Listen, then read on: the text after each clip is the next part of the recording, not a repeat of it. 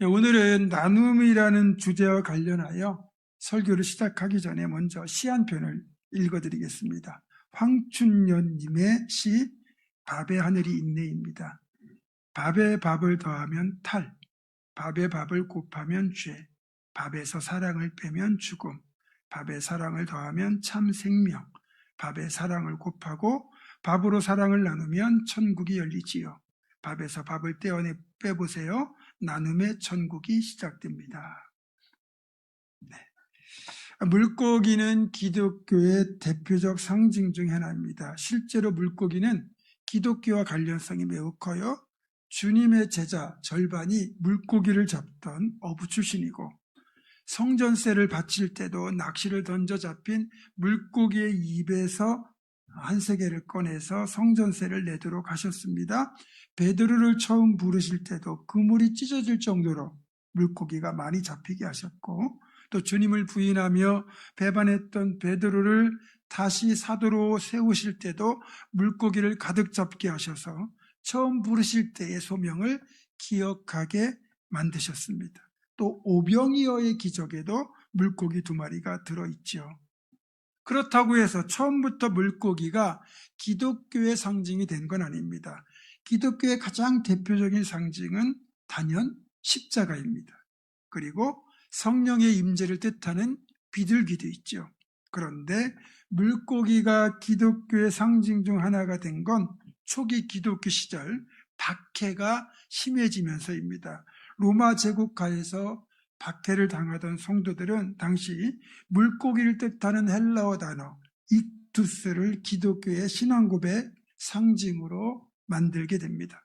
앞에서 말씀드린 대로 물고기가 주님의 사역과 연관성이 큰 이유도 있지만, 물고기가 신앙고백의 상징이 되는 다른 의미가 있습니다. 원래 이 신앙 고백을 하게 되면 이렇게 되거든요. 예수 그리스도 하나님의 아들 구세주. 그래서 이 헬라어로 된 예수스 크리스토스 데오스 휘오스 스테리아스, 이 단어들의 첫 머리 글자만 따면 익투스, 물고기란 뜻의 익투스가 되거든요.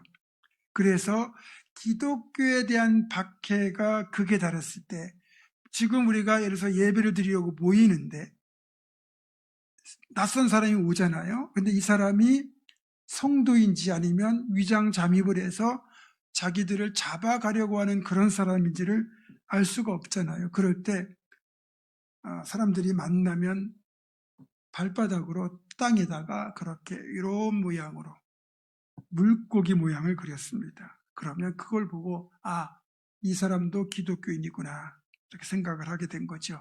그때부터 물고기는 강력한 기독교의 상징 중 하나가 된 거죠.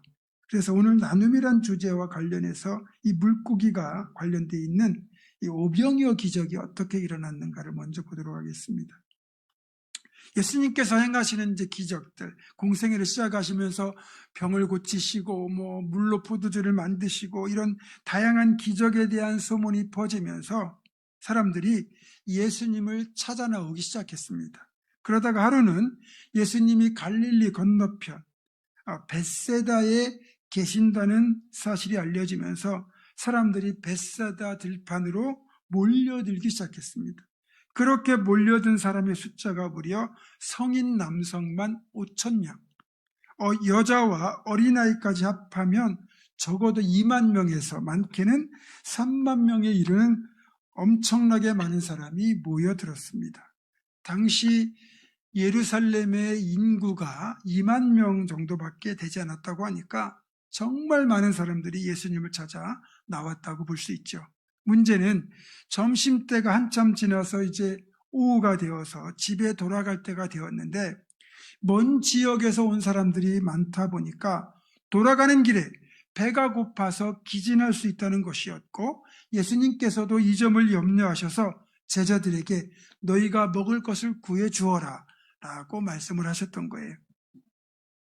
그때 빌립이라고 하는 제자가 대충 계산해 보니까 여기 모인 이 사람들 빵을 구해서 먹이려면 최소 200데나리온, 그러니까 지금으로 따지면 한 3천에서 4천만 원 정도의 돈이 필요하다는 겁니다. 당장 그 많은 돈도 가진 게 없지만 만약 돈이 있다고 하더라도 갑자기 이 많은 사람들을 먹일 수 있는 분량의 빵을 어디서도 구할 수가 없는 거죠. 이런 상황을 너무나 잘 아는 제자들은 딱히 방법이 없어서 어쩔 줄 모릅니다. 이때 안드레라는 제자가 자기 도시락을 예수님께 드리겠다는 한 어린아이를 데리고 예수님께 찾아옵니다. 그런데 이 아이가 가져온 도시락에는 보리빵 5개와 소금에 절인 생선 2마리가 들어있었습니다. 놀라운 사실은 여기 도시락에 들어있는 이 물고기에 해당하는 헬라어 단어가 익투스가 아니라 옵사리온이라는 단어를 사용했다는 거예요. 옵사리온이라는 이 단어는 작고 보잘것없는 생선을 뜻합니다. 이렇게 생각하시면 쉽게 이해될 겁니다. 여러분이 명절 때 선물로 주고받는 굴비 있죠. 그런 굴비들은 우리가 크고 실한 좋은 굴비, 비싸더라도 그것들을 구해서 선물을 하거나 선물을 받습니다.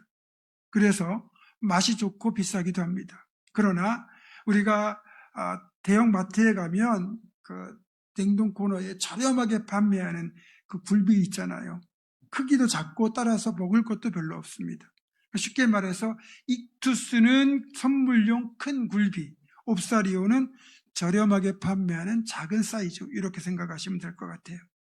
베드로가 그물을 던져 잡았던 그 큰 물고기를 뜻할 때는 익투스를 쓰거든요. 반면에 본문에 등장하는 이 아이가 가져온 물고기는 작고 보잘것없는 작은 물고기를 뜻하는 옵사리온이었다는 거예요. 당시 이제 갈릴리 항구에 배가 들어오잖아요. 고기잡이 배가 들어오면 크고 좋은 물고기인 익투스는 비싼 값에 부자들에게 팔려나갑니다. 그리고 작고 보잘것없는, 즉 상품성이 떨어지는 옵사리온은 싼 가격의 또리로 가난한 사람들에게 팔려나갑니다. 또한 당시 보리로 만든 빵은 밀가루로 만든 빵보다 가격이 훨씬 저렴했습니다. 그러니까 보리빵이 밀가루빵에 비해서 아무래도 식감과 입맛이 떨어지거든요.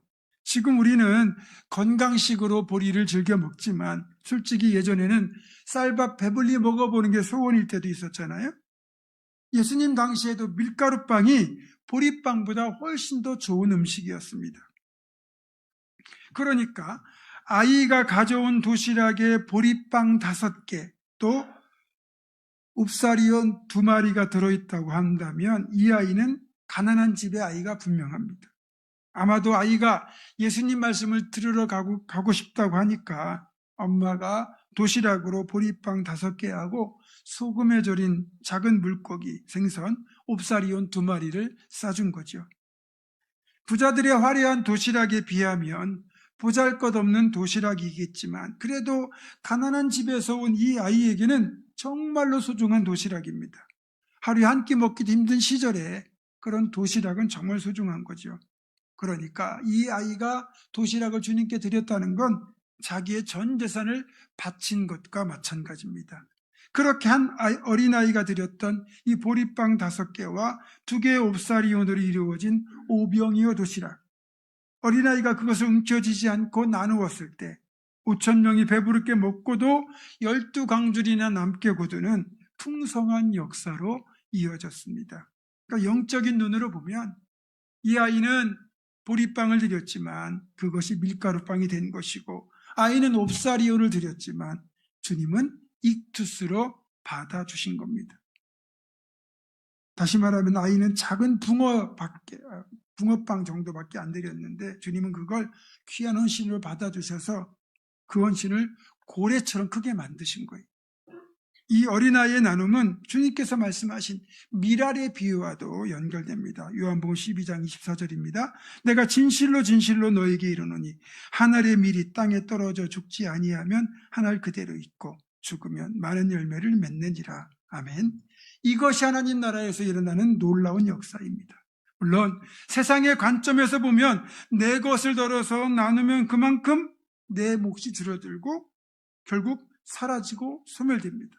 그러나 영적 세계의 법칙은 움켜쥐면 사라지고 주고 나눌수록 더 풍성해지는 독특한 법칙이 적용된다는 겁니다. 누가복음 16장을 보면 부자와 나사로 비유가 나오죠. 여기에서 보면 부자가 책임망을 받은 이유는 그가 부자여서가 아닙니다. 자기 집 대문 앞에 있는 가난한 한 사람, 거지 나사로에게조차 나눔을 외면했기 때문입니다. 어쩌면 이 부자에게 자기 집 대문 앞에 있는 나사로는 불쾌한 풍경일 뿐 나눔의 대상으로 보이지 않았다는 거지요. 적어도 그가 부자였다는 사실과 그의 집 대문 앞에 거지 나사로가 있었다는 건 하나님께서 그에게 주신 물질 중에서 일부를 나누어 나사로를 책임지라는 뜻이었을 겁니다. 그런데 부자는 그렇게 하지 않았죠. 그 조금의 나눔조차 아까웠든지 아니면 아예 무감각했을 겁니다.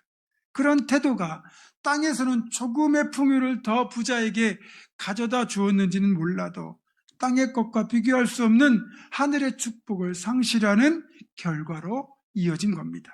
그러니까 굶주린 나사로를 문 밖에 버려둔 채 부자가 먹었던 그 풍성한 식탁은 영적으로 보면 복이 아니라 독이었던 겁니다. 여러분, 나눔이 무엇입니까? 내 것을 줄이고 떼어서 다른 이, 특히 어려운 이에게 돌리는 것입니다. 그런데 왜 나눔이 어려울까요?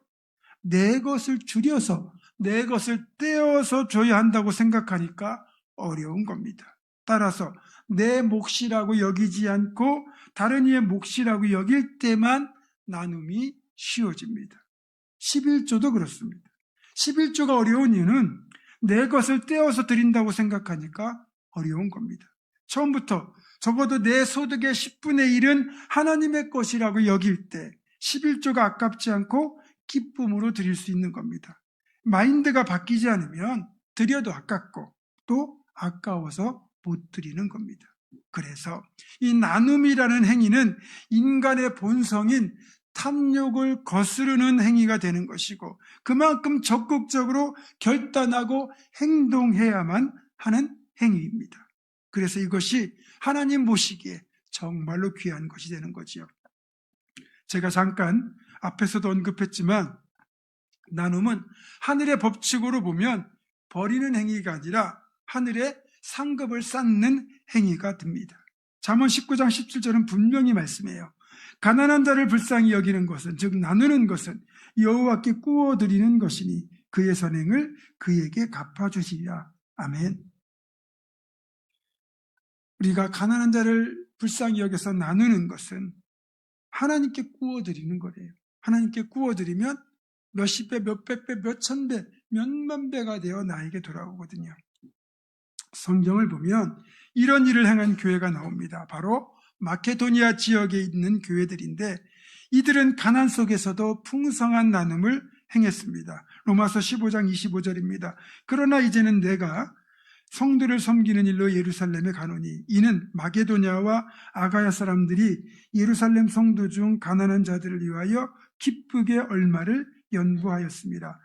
얼마를 이 마게도냐 지역 성도들이 연부했다고 그러죠. 헌금했다는 얘기예요. 고린도후서 8장 1절입니다. 형제들아, 하나님께서 마게도냐 교회들에게 주신 은혜를 우리가 너에게 알리노니 환난의 많은 시련 가운데서 그들의 넘치는 기쁨과 극심한 가난이 그들의 풍성한 연부를 넘치도록 하게 하였느니라. 내가 증언하노니 그들이 힘대로 할 뿐 아니라 힘에 지나도록 자원하여. 그러니까 마게도냐 지역의 교회 성도들이 가난 속에서도 힘에 지나도록 자원하여 구제헌금을 마련했는데 그것이 얼마였느냐? 바울사도의 표현에 따르면 거액의 연보였다고 말합니다. 고린도후서 8장 20절입니다. 이것을 조심함은 우리가 맡은 이 거액의 연보에 대하여 아무도 우리를 비방하지 못하게 하려 함이니. 그러니까 이 마게도니아 교회 성도들은 정말 힘껏 나눔을 실천한 거죠. 이런 가난 속에서도 정말 풍성한 나눔을 했던 이 마게도니아 지역의 교회의 성도들. 그런데 이 교회와 비교도 할 수 없이 넉넉했던 교회가 바로 고린도 교회입니다. 그래서 바울사도는 이 고린도 교회 성도들에게 마게도니아 교회 성도들을 본보기로 제시하면서 고린도 교회도 구제헌금에 동참할 것을 부탁했던 거거든요. 그러면서 했던 말이 바로 이겁니다. 고린도후서 9장 6절 7절입니다. 이것이 곧 적게 심는 자는 적게 거두고 많이 심는 자는 많이 거둔다는 말이로다. 각각 그 마음에 정한 대로 할 것이요 인색함으로나 억지로 하지 말지니 하나님은 즐겨내는 자를 사랑하시느니라. 아멘. 자, 드린 말씀들을 종합해서 보면 성경은 분명히 나눔이라는 행위를 분명히 선행이라고 규정하고 있고, 성도와 이웃을 위하여 나눔을 하면 이것이 곧 하나님을 위하여 심는 것이고, 하나님을 위해 심는 것은 하나님께서 열매를 맺게 하시는데 상상을 초월할 정도로 풍성한 열매를 맺게 하신다고 말씀하고 있습니다. 여러분, 그래서 나눔은 신앙적으로 위대한 행위입니다. 무엇보다 그리스도의 발자취를 따르는 행위일 뿐만 아니라 하나님께 영광을 돌리는 일이기 때문입니다. 또한 이런 나눔을 통해 교회와 성도를 지켜보는 세상을 향한 선한 메시지가 되는 겁니다. 바닥까지 추락한 한국교회의 신뢰도를 회복할 수 있는 좋은 사역이기도 하죠.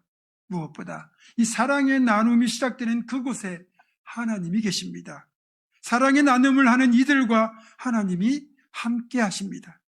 그러니까 우리가 하나님을 만나고 체험하려면 나눔에 힘써야 되는 거죠. 물질의 나눔, 시간의 나눔, 기도의 나눔, 마음의 나눔 등 다양한 나눔이 있습니다. 각자에게 주신 은사와 기회를 따라 나눔에 참여하면 되는 거죠.